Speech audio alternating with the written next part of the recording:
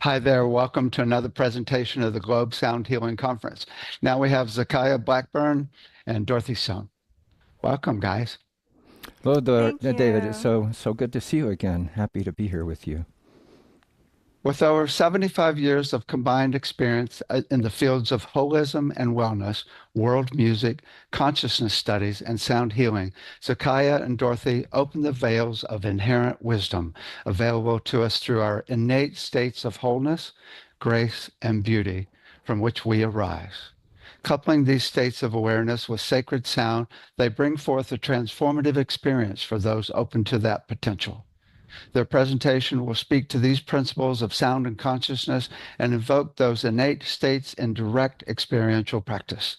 Zacciah is the founding director, and Dorothy is the co-director at Sunreed Instruments and Sunreed Center, offering quality instruments, enriching educational programs, and therapy in the fields of sound healing, earth mysteries, and the evolution of consciousness. You can check it out at sunreed.com and sunreadcenter.com. Well, thank you so much for that also, David. Yeah. What instruments do you guys make Well, making and or sell? offering are two different things. I began this whole journey as a simple flute maker, making flutes like the Bansuri or of India or the shakuhachi of Japan, the Shao of China. And I love their voice quality so much. And they always spoke to me and through me. I never really played musically. I always played as a prayer or meditation. But then different musicians from around the world started calling me to play with them. So I was playing with Indian and Chinese and African and eventually Native American musicians. And that opened me to understanding how everyone presents in the world with sound as a meditative form, as a spiritual journey, at least many cultures. And I was gathering all of their instruments while I was making my own flutes. I was selling the flutes, but everybody would want my djembes or whatever it might be. And I would pass them on to friends, and it got to where I couldn't afford to do that anymore. So at first I was asking, like, well, at least give me the cost of them. And then eventually it got to be so much it created this business. I studied with Sarah Benson, the grandmother of sound healing in America. And she introduced me to crystal bowls back in the 80s. And pretty soon I was getting my own and sharing those and selling those. I worked with elders of the native community, was making my own drum, but started selling some traditional drums. And it just grew and grew. So we carry gongs, all the crystal bowls you can imagine, gongs, native drums from other cultures. We have a European shamanic drum maker, didgeridoos, chimes, bells, and the whole gamut really of instruments, Tibetan and Himalayan bowls. And it all really comes from direct involvement with those cultures and musicians or elders of those cultures teaching their use and so forth. And Sunreed Instruments was the outgrowth of that, but then eventually I turned to offering education also, so Sunreed Center is the outgrowth of that. And Dorothy and I have been together for 17 or 18 years. We never can remember exactly. And she joined me in this sound journey quite some time ago and adds a beautiful elegance to it all. Where where are you located again? And we're in Vermont. Oh, okay, cool. Yeah. In the Yeah. foothills of the Greens, just a beautiful location. We walk out our door to thousands of acres of pristine territory. It's just a wonderful thing to be in. We have a beautiful team working here with us at Sunreed. And, through the years of COVID and through the years of teaching, the teaching often, feeds the musical instrument end of the business and vice versa. People are really hungry for more information and deeper dives into the study of sound healing and consciousness. And one of our missions really at Sunreed is to put as much quality sound instruments out into the world that we possibly can. So we have a big world map in our warehouse with little pins all over all over the world, where we send instruments off to far corners of the planet, and it's very fulfilling and gratifying to know that we are participating in some way to bring more harmony and balance to the planet. Excellent. Excellent. Okay. So how would you expand if you had all the money in the world? Well, that's a question to ask, and I thought you were asking how would we help the world, but how Well, it if you're is. talking, It's not really yeah. expanding. It's really how would you help the world? Well, Yeah. let me move backwards a bit because fundamentally, the work has always been about passion and service, starting with my love of these instruments and what they brought to me, but also what others received when I played them. And then as I turned to a more healing profession, with that more of the intention of the work, service has always been the driving factor. And we go through this in our mission with our workers here regularly, that service is what it's about, and providing high quality value in that, whether it's the the educational material, or programming, or whether we do a lot of consultations with people, just like, hey, I've got this instrument, what would be good to add to it, or I'm starting a sound practice, how do I begin? Just all kinds of things where we help people understand and offer potential, really. Potential was a word that was used here, and it's a key word to look at where we might go and where we might grow. And we've always been in service to the greater community. We actually have a nonprofit that offered a lot of the teachings of indigenous elders and quality educators in the field of consciousness studies, and how we can best serve the larger community really would be at the heart of that question. If we had more money, it wouldn't be about growing the business as much as how we can bring outreach to others to help them understand the nature of healing, and those that want to work with sound. I mean, my vision, if I had all the money, would be larger than that, helping poverty and injustice and everything else. But within the confines of what we're doing, just bringing that vision forward in service to help people understand how to work with these instruments, how to best implement a practice for themselves or in service to their community. Yeah, there's so many people right now that are moving into the field and are interested in sound and the therapeutic qualities that are involved in offering high quality sound practices. If I could wave my magic wand and decide how I most wanted to assist the world, be of service to the world, it would be in providing foundational support for people to have the understanding that resolution will come through resonance, that we have to be able to understand the power of the resonant field. And when I say power, I'm meaning the real pure potential that the resonant field has. And in creating that foundational support, it's really being able to understand and take that deep dive into the quantum field, into the understanding more of unity consciousness, and asking the tough questions, who are you? Why are you here? What is your resonant capacity? Are you aware? And that would be my wish. I agree. We could have cures for cancer and pain and all types of issues. And if people don't believe it and understand it, they're not going to use it. Yeah. My brother in Massachusetts, he teaches at University of Vermont. Beautiful. Yeah. Beautiful. He's like, what the hell are you doing that shit for? Sound healing. Right? I mean, Sure. he had fourth stage cancer, prostate cancer, and Oh he dear. wouldn't talk to me until he went into Massachusetts General, and they were advertising my CDs on the TV. They paid me $15,000 to do a whole series at Massachusetts General, and now he's talking to me. Isn't that awesome? That's so beautiful. What a beautiful Yeah. circle that Wow. happened. And yeah, I mean, there's so many people that don't understand and believe it, but experience is the greatest teacher, direct experience. And we try to offer that in ways that people can go into the deeper inner landscape within the practices and really discover for themselves that innate experience of self, of who we truly are, and relationship to the greater cosmos, the living cosmos.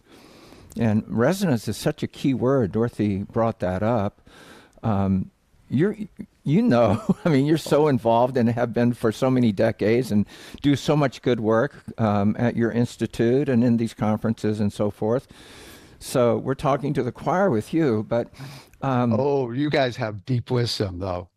well, thank you. But it's sound is the carrier of reality. It's spoken by pretty much every culture on the planet, certainly every culture that I've worked with, and that's a good number, where sound is such a critical force of creation.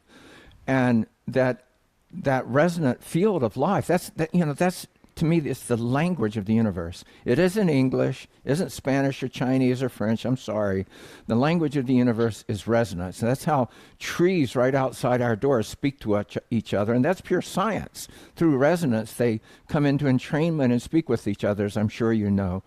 The resonance of the universe is how we come into deeper communion with ourself, with that fundamental nature of life. And when we can come into that place, that potential within us, and bring that forward through our sounds, whether we're playing a crystal bowl, a drum, or using our voice, or all three.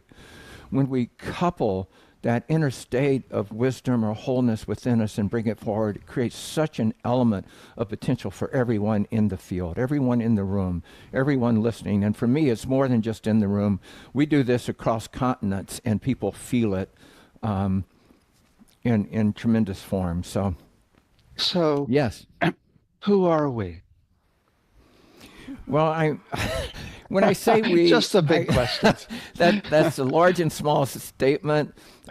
We, our team here, in the moment, it's Dorothy, I, and our man behind the curtain. I say Max is our audio specialist. Without him, it wouldn't be nearly the experience, as you also know, being such an audio tech yourself, how much you need to understand and have good quality equipment to carry sound on a platform like Zoom or to record or something.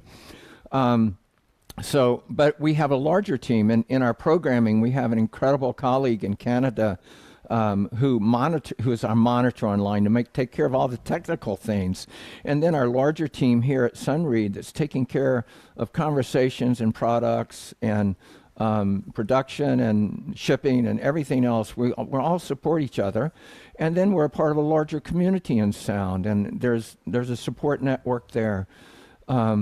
That's just the beginning of it, kind of in 3D reality, because there's another reality that I call from, which is inner guidance. And since I was 18 years old and a midshipman at the U.S. Naval Academy, of all things, a very different world, I've had spirit guides come in and start speaking to me and guiding me through all stages of my life and work. And that continues to this day when I'm vocalizing. I'm tuning in to who's here and who's working with us and bringing that energy and our voice forward also. So the big question is, yeah. There's probably less than a quarter, maybe only 10% who have accessed their inner wisdom and had guides come in. I have a whole party going on these days, and Party at David's house, yes. oh my God, it's like, okay, what do you guys want now to help people, right? Okay. And so the question is, for those other 90%, what do we do? Can they do to get to a place where the sky opens up and the angels or source or just your higher self starts becoming really present? Well, a Well, lot of it's about practice and practice, practice, practice. We talk about learning to ride a bicycle, where you can probably go out and jump on a bike and ride the streets of San Francisco all over the place and not think twice about it. But it didn't start that way when you were 1, 2, or 5 years old. You had to have people helping you. You had training wheels. You had people holding you up, teaching you how to steer, pedal, and everything all at once. And now you don't think about it, but there's a large number of falls and learning curves between there and here. And it's the same thing about spiritual development. It's very beneficial to have a practice, and we teach very simple practices of traditions we've been initiated in, from Tibetan Buddhism to Peruvian mysticism. Very simple practices that align with that inner truth, the potential of who we are and our place in the cosmos, our purpose here. And those are simple and very effective practices that have brought lamas to enlightenment and Peruvian mystics into incredible states. Just as 2 examples. So we draw from that wisdom, we provide wisdom, but then we teach meditative practices from those cultures that are very enlivened, very real, very effective, and people have experiences.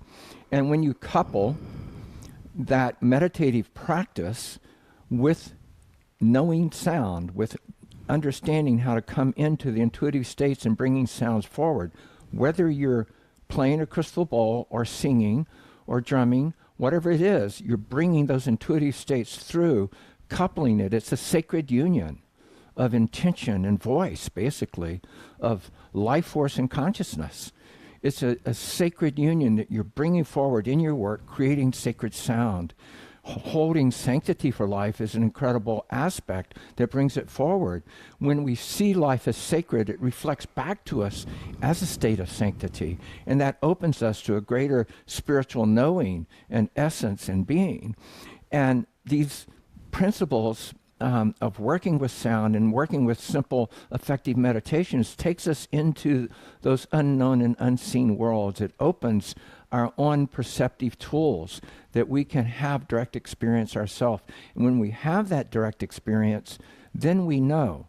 It's not about learning from the outside in. Even Daniel Webster says that the first meaning of to know is that which is directly experienced.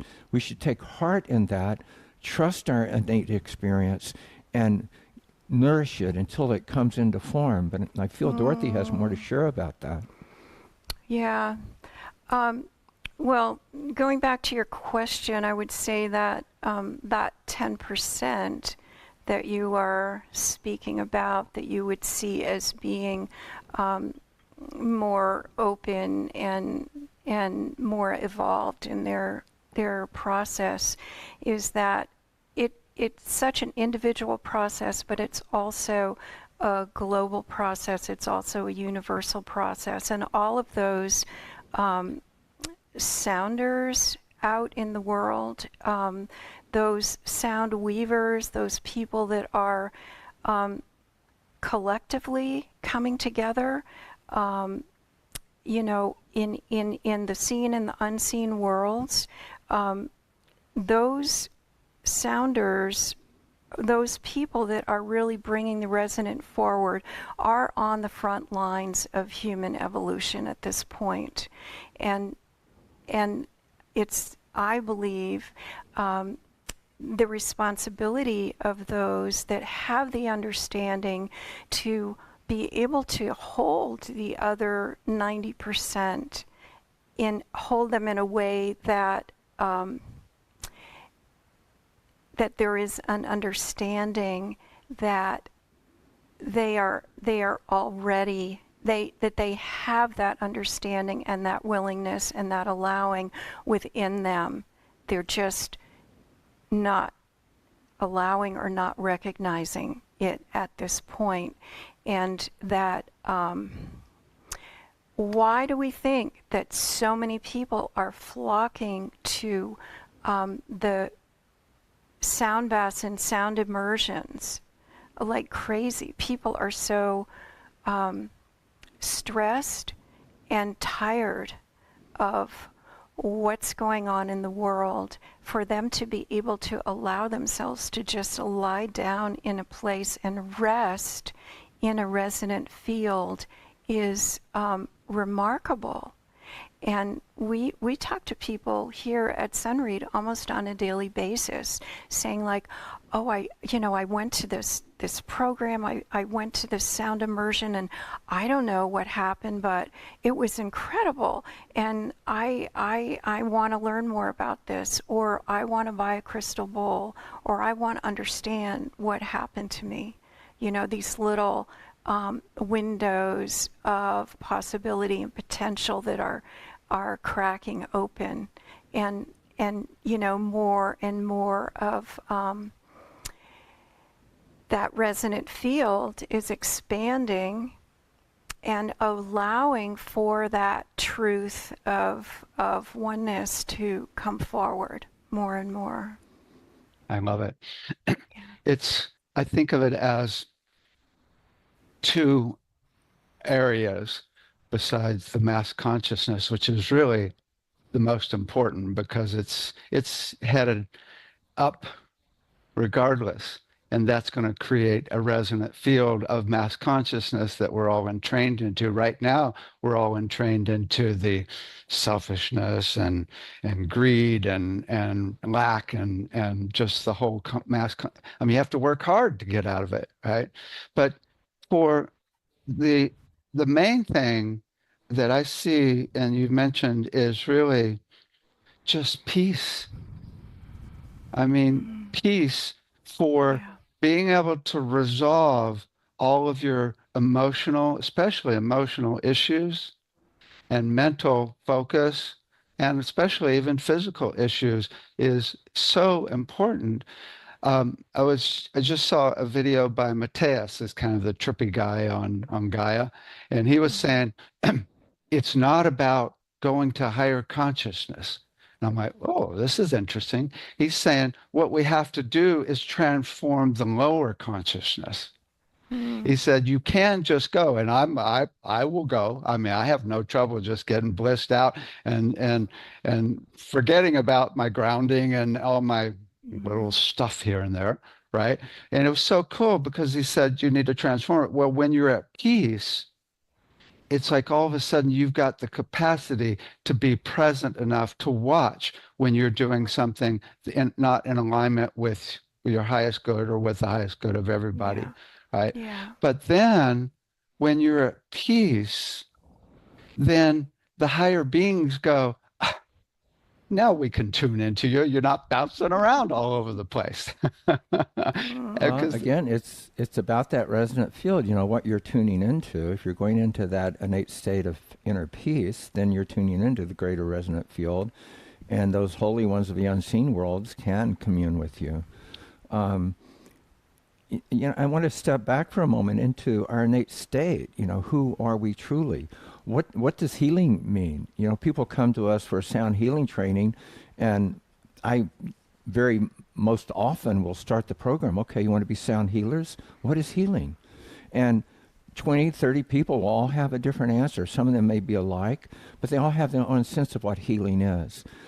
I referred to Daniel Webster a while ago. I do that a lot, especially the root origins of words, because it brings me deeper meaning. Those that understand the nature of sacred language, it kind of takes us into that territory with the many origins of our own language here in English. But,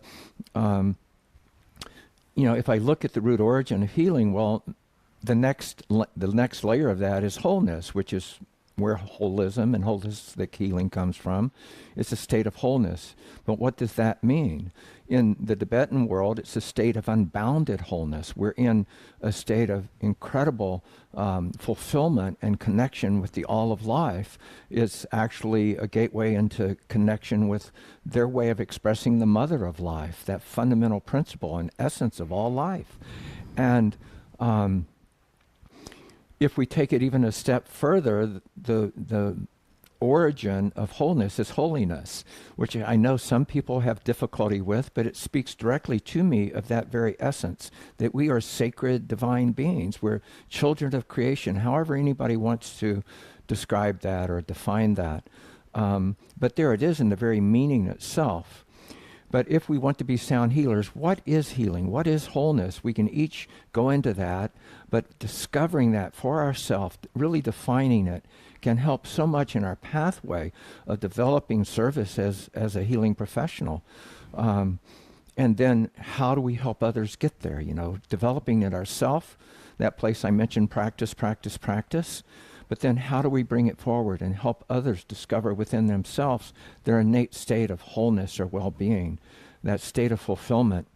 While Dorothy was talking about the many people coming that are in stress and so forth, also, especially during COVID times, people started turning and saying, well, what brings me greater fulfillment? And this is all part of the same conversation, is discovering what will bring us into a greater state of wholeness and fulfillment within ourselves. And that is the primary practice. To me, the use of the instruments is secondary. The instruments are incredible tools, and we don't want to develop a right relationship with the instruments themselves, that we can work collaboratively together to create this field of sound that people can merge into and feel the goodness that you are emanating through your practice. And how do we do that? We do it by developing that state of wholeness within ourselves, peacefulness, unconditional love, compassion for others, whatever it might be, however we want to step into that. It's the inherent state that arises, as well as the luminous quality of ourself, which is inherent in tradition upon tradition upon tradition. Whether I'm doing the Same Chakwe of Pru to become a pure column of light, or I'm doing the self-generation practice of Tibet to awaken the blue medicine Buddha within me and all of that luminous quality of that state of being. Every culture speaks to this and brings us to this place of wisdom and inner innate knowing. And how can we awaken that is really where the path is about. And if it's 90% and 10%, so it is, but I know more and more people are coming to it, looking for it, seeking that state of greater knowing and fulfillment, that they're tired of that material 3D path of success that you talked about, greed and whatnot. Whatever it is that's resonating in that field, people are looking for a more holistic place to come to and resonate from and with. And I believe that the more that people experience these resonant fields, these, coherent energies of harmony, of balance, of peace, of grace, the more that they have the experience, their whole perspective, the whole lineal perspective begins to shift into a place where, speaking of wholeness, where you can be fully grounded and yet open and develop more of a stellar perspective. A perspective that is really reflecting that resonant field, that perspective that is, magnetizes those experiences, that hold that frequency that allows you to magnify that out into the world. I love it. It's interesting that I often, actually from the last talk we did like 5 years ago or so, I've been thinking healing is really kind of a strange term because, and it's same with letting go. The whole thing is where you're going. Yes. And because a lot of people get stuck in this healing thing, which sometimes can be important because maybe you need to work that little muscle that's holding that emotion from your childhood and really actually do a little process and maybe just do a ceremony just so your higher consciousness thinks something happened. Yes. Right? But really, the whole deal is where are you going? And that's Yes. really, and it's interesting because from a brain perspective, it's really the whole brain working where you can tune into multiple things at once. And the ultimate state is oneness, where you are all frequencies. but that is completely different than the prefrontal cortex. And what's really cool about sound is it's so complex, especially just a gong, but really all the harmonics within sounds and all the things that go on. The left brain can't handle it. It's Yes. like it goes, okay, too much information, and the right brain takes over, and now you're on the path, right? So it's really very cool. The other thing is, oh, I wanted to say, because as you're here, is spirit is not far from the surface with anyone, Yes. right? When I think of wholeness, also, I often teach identify with something that is a stable, consistent, peaceful vibration. Your point of awareness, the witness, your soul, or just be universal love, right? Or just be a piece of source, right? Yes. Instead of your emotional body, which most people identify with. Yeah. Oh, that's what's going on with me today. I've got this little upset, right? Or I'm really happy, right? It's like, mm, something more still that's eternal. I mean, if you really, I mean, Alice Bailey says, tap into that soul frequency. Now you've got all past life information and all knowing from source, because source is connected to the soul. Yes. Well, one of the ways that we look at it, we kind of see a dual nature of healing. Most people focus on what's wrong, what they need to fix, the trauma, the terror, the wounds, and so forth. And there's a lot of that, and if we need to face that to resolve it, then so be it. But there's also a danger of getting lost in that, where I continually become a victim, or I feed my victimhood. So the other side of that path is that state of realization, revelation, of awakening, of alignment with the higher truth, purpose, and essence. When I was a young practitioner, I became very skilled at dealing with the realms of dark and light, and people would come to try to get heavy shadow energy dismissed from their field or their body or their house or something else, and I was very good at it. But the better I got, the more intense the energies would come into my practice room. And I was struggling with it. It was like bleeding into my house and stuff. I'd spend more time clearing my house after a practice than I did in the practice or preparing for it.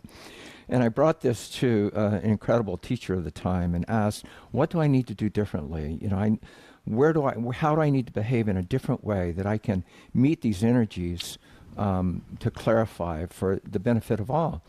And what was supposed to be an hour session, I had one question. She gave one answer. Channeling 11 beings simultaneously, she called the council. She says, be of pure mind. And man, did that ignite a switch for me. And it changed my whole life, continued to this day, and this is decades and decades ago, to understand that immediately. And it's not like I've dismissed all of the shadow self and everything else. It's a life journey.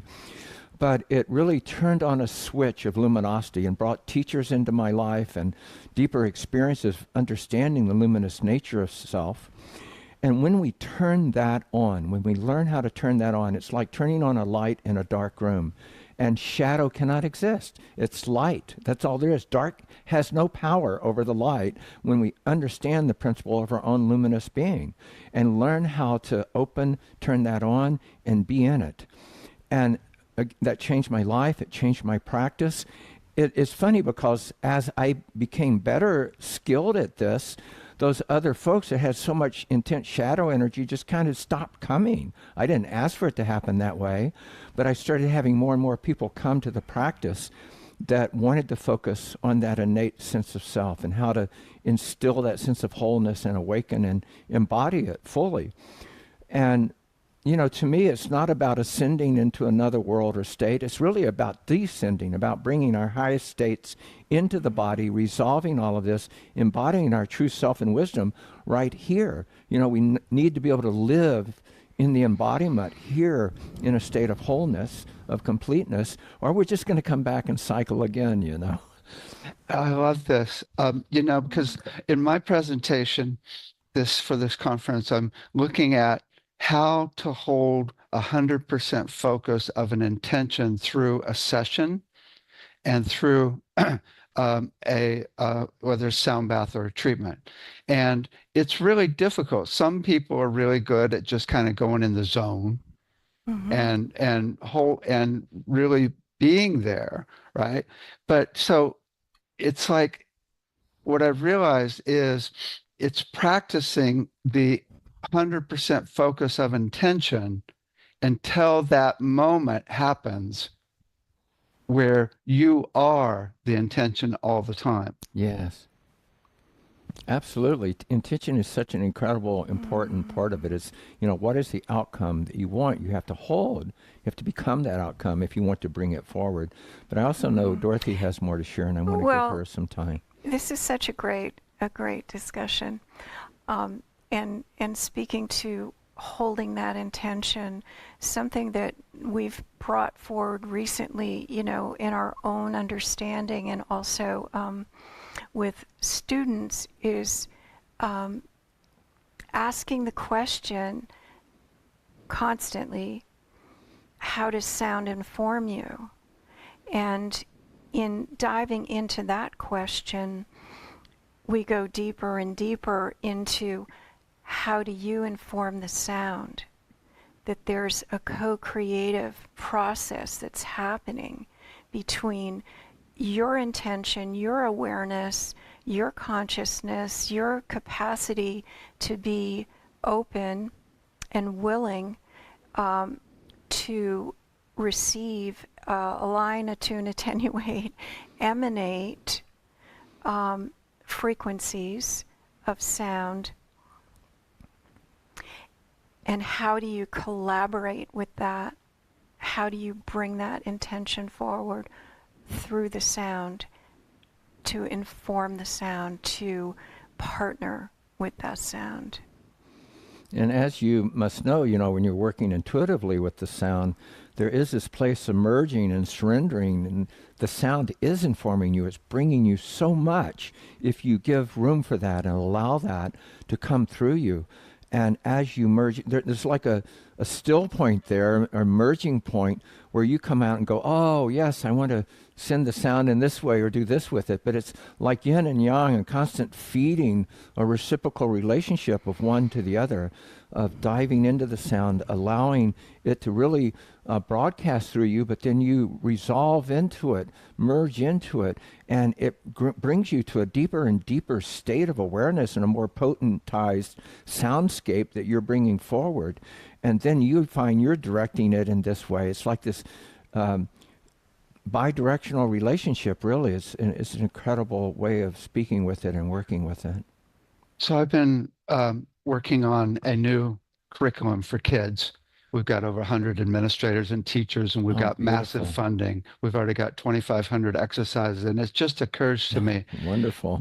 This process is already built in, and it gets taken away by our educational system that goes, you need to learn this.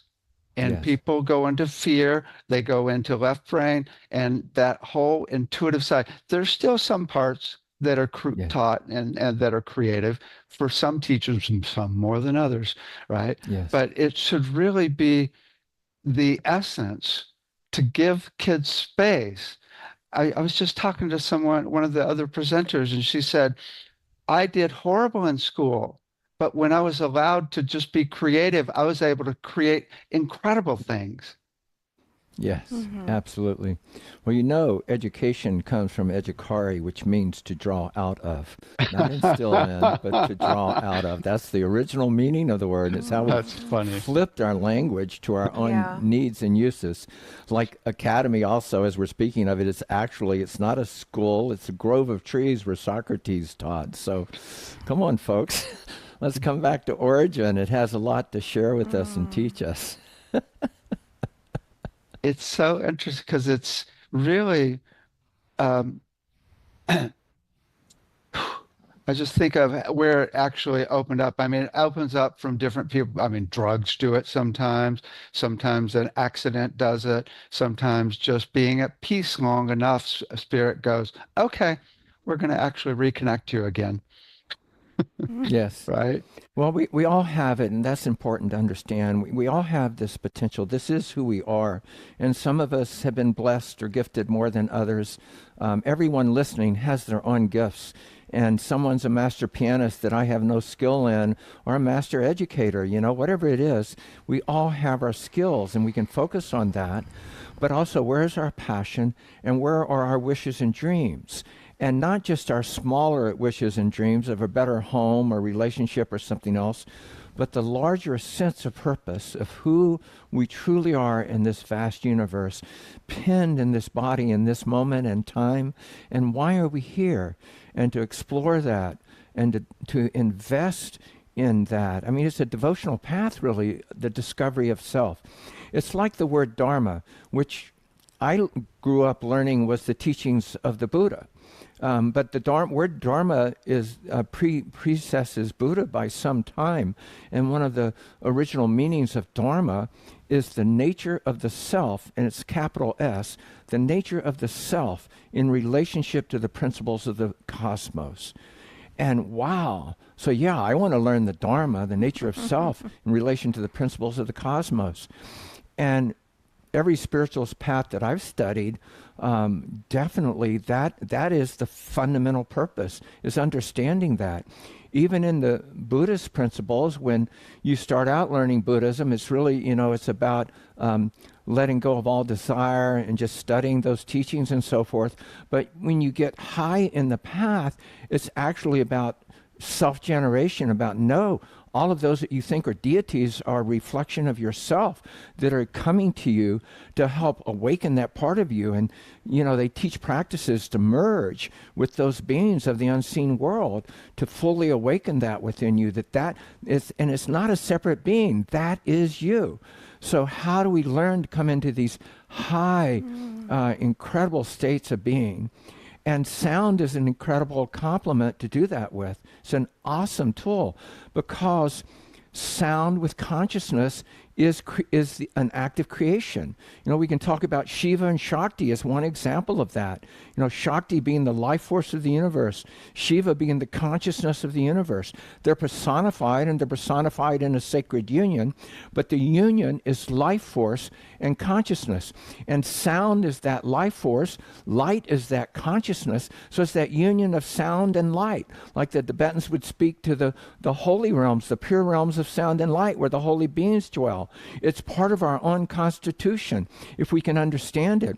And if we understand this principle of manifestation, of coupling the sounds, whether it's our own voice or the instruments we're playing, coupling the sounds with our consciousness, with our intentions, with our prayers, with our innate states of being, our states of awareness, coupling these, we're literally engaging in that act of creative manifestation.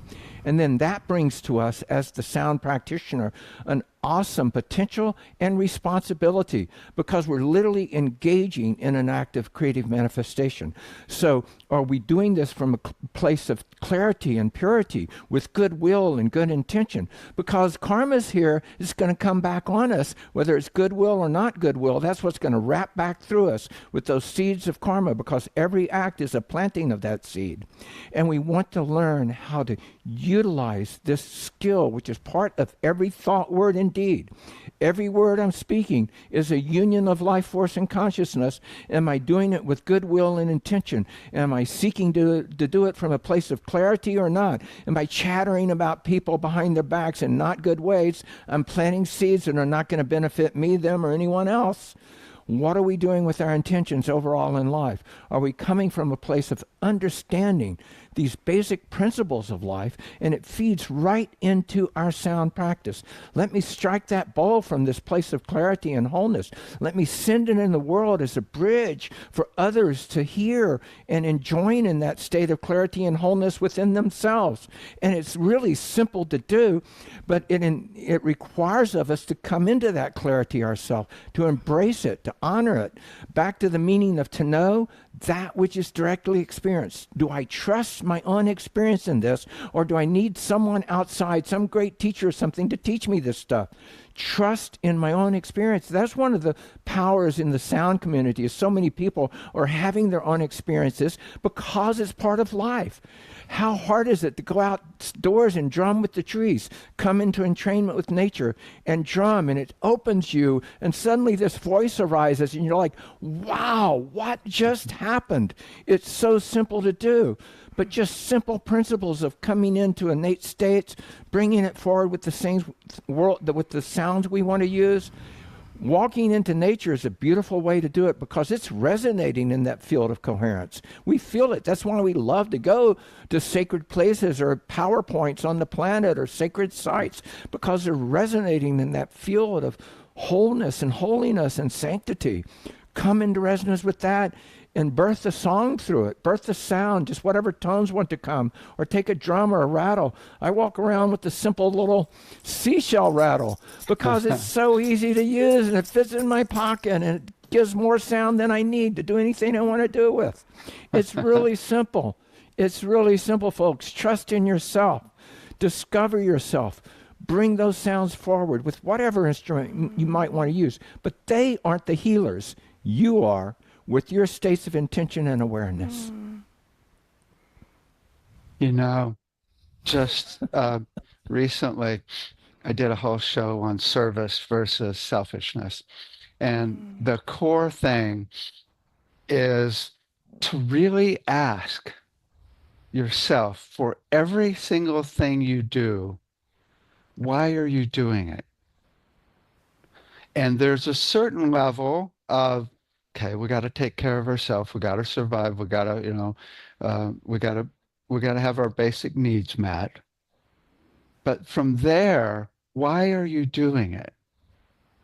And what I've come across is to keep my wily mind busy, I give it the task of helping as many people as possible. So that's its job. We got to help not just a few, we got to help millions. And that's its that's job. the Buddha talking, David. That's the Buddha talking. Because in Buddhism, that's what they'll tell you. You know, if you want to burn off your karma, if you want to come into a greater awakening, go into service to others, buddy, because that's the path that will make it happen. So thank you for And it's teaching. with the politics right now, it's so profound, right? It's like, especially when we realize if anybody's suffering, we're all suffering. Yeah. Yes. Yeah. And just really Namaste. being able to allow for embodiment of that understanding is so huge. It's so huge. And I think a lot of, our healing process, especially in this culture, is really about empowerment, right? That you are empowered to know and understand and believe that you have the capacity to self-heal, wherever that place is going to lead you. And we have so many allies available to us at this time in the seen and the unseen world. And, we're just undergoing this photonic revolution, really. There's so much light available. And how do we, I think of the process of being a sound or a sound healer, bringing sound forward in the world, is being a translator of light through sound. How are we going to translate that light? And how do we really take on that responsibility, and to know that we have the capacity to do that and the willingness to do that, and to be of service for the benefit of all. Nice. Any final comments before we listen to your... Another thought that's come up a couple of times while you're speaking, especially about the greater society and what's going on right now.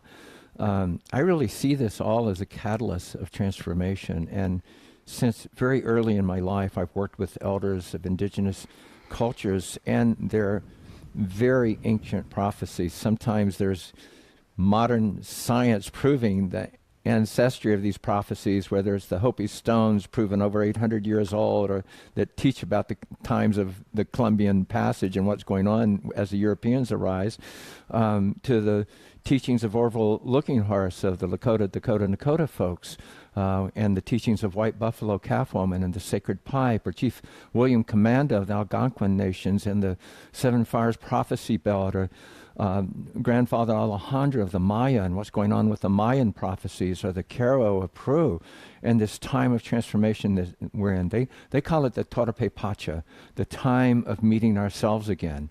And we're in the midst of that time. So when I hear that, I'm like, well, okay, so what part of ourselves have we not yet met? What part of ourselves do we have to meet?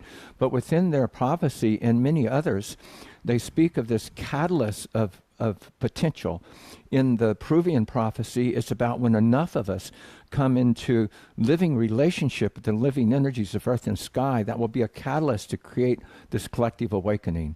And all of this very heavy stuff going on in the world, to me, is just the condensation of all the karma that we have produced.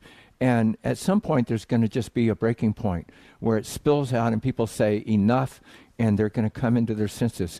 If we don't do it soon enough, the earth may take it under her own wing and create greater devastation than she has through the mass hurricanes and tornadoes and everything else that's going on, wildfires, everything that's going on in the world that many people say have no meaning. Hello, is it time to wake up? And more people are seeing this. I don't know if it's 10% or more, David. I have a feeling it's probably more at this point. But people are waking up, seeing that the way we've been doing things is not working. We need radical change. And to me, that change is self-exploration, self-transformation, self-awakening, and meeting ourselves again, and coming into the greater community at large in service to that community and helping them in ways that are beyond our own understanding and belief. You know, every thought, word, and deed, as the Dalai Lama says, has more outcome, greater outcome than you can imagine. And I believe it's happening with everyone's goodness that is being projected, even with all of the focus on the negative right now. Right. Just Thank perfect. Just perfect. Beautiful. Yeah. Thank you. Tell us about your sound bath coming up Well, here. We have sound meditation with everything we offer, and we have two bowls a little bit out of sight. You can see one of them. They're Imperium bowls, which I'm sure you know, and they're very high quality, pure sound bowls. They have a great resonant field. They're very sensitive bowls. These are two 14-inch bowls tuned to third octave A's in 440 and 432 tuning, which creates the theta binaural together in that octave. So you were talking about the frontal lobes and how sound can bypass that cognition of the left brain, and the binaural certainly, as you know, will help in that. It'll help bring you into a bypass of cognitive circuits. It opens up the occipital range in the back of the brain and so forth. And it creates a great sound experience. So we're going to start with those two bowls, but we're going to go into a very simple Tibetan practice of spaciousness. They have a teaching which they call the 3 jewels, but it's not the 3 outer jewels, it's the 3 inner jewels of just going into a felt sense of stillness, silence, or space. And it becomes self-nourishing, self-luminous, awakens one's own innate wisdom just by entering one of those states. So we want to use spaciousness today. There's more to the teaching, but I'm going to ask everyone listening, just if you would, in this moment, go into your heart space, the center of the chest. Just go into your own heart and feel into a state of spaciousness. If you have difficulty doing that, you can use recall of your memory, standing by the ocean and feeling the vastness of the horizon. I like to imagine a mountaintop and that vast open sky, or laying in a farmer's field at night on a clear night with the whole ocean of stars above me. Just go into a place that you can feel a state of open spaciousness within you, and breathe into that. We want to use the heart center again in the center of the chest as a medium for this practice. Breathing into the heart, entering a state of of spaciousness, of feeling state. And one of the things about this, you cannot hold tension and spaciousness at the same time. So just at a physiological, neurological level, you're already going into a state of relaxation. The binaurals help if you'll just fade into the sound. It's good to listen with headphones if you're listening. But fading into the sound, just letting the sound drive your practice can help, because the binaural patterning tends to take us into an open state. It tends to release us of our current thoughts, the monkey mind David was just talking about. So just breathe into that open state of spaciousness, and on the out breath, let go any other thought or feelings that arise. Just let it go. And that's the practice. Breathe into an inner feeling state of spaciousness.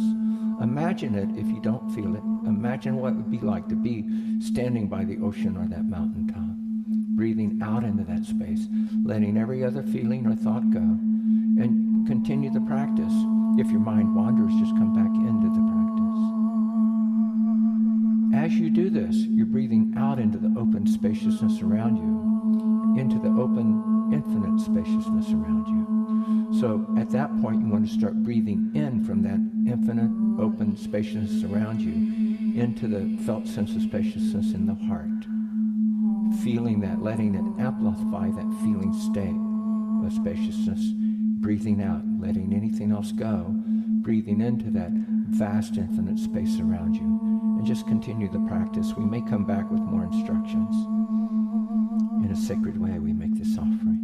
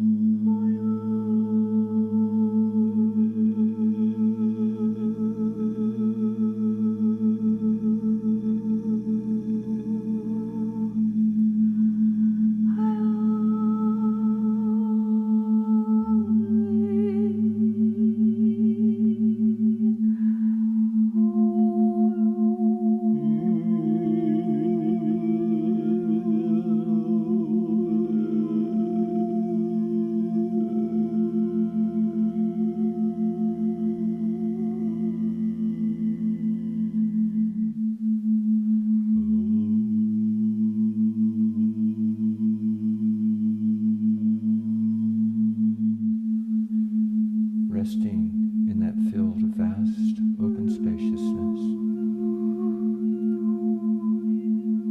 Imagine the sky of stars or the sun above you.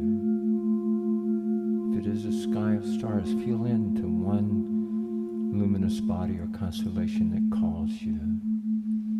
If it is the sun, just feel into the power of that sun in the vast open sky above you.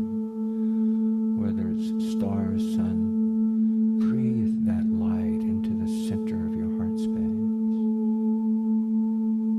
And for the next few moments, just breathe back and forth. Sun or star to heart. Heart to sun or star. Awakening and emanating that light within you until you can fix all of your attention upon that light within. Just focus there. Feel that light emanating out from you and rest within it. Follow it out, but rest within it in a sacred way.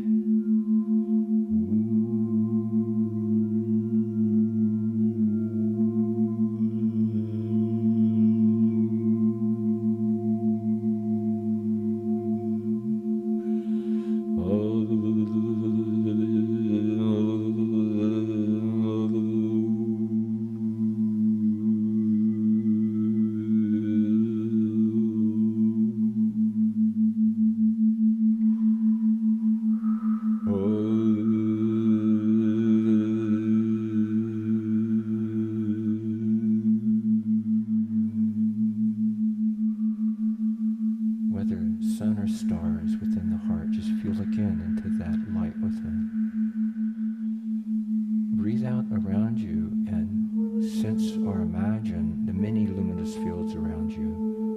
Whether sun or stars, the vast fields of stars, galaxies all about.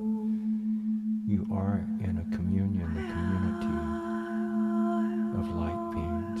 They are always here, always with us. Know this, trust in it. Use the feeling senses to guide you in this wisdom. Rest here in that communion and community of stars. Know you can come back to it at any time in a sacred way.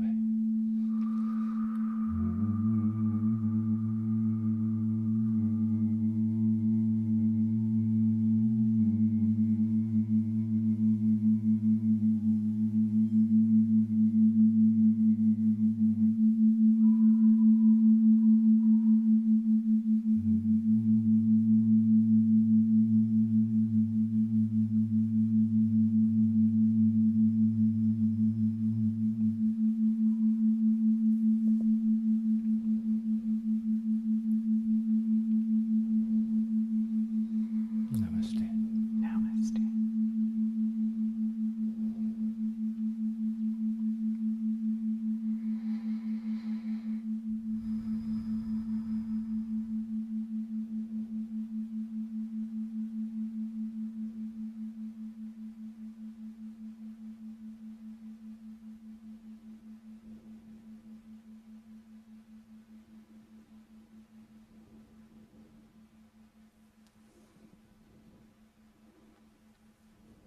Thank you so much.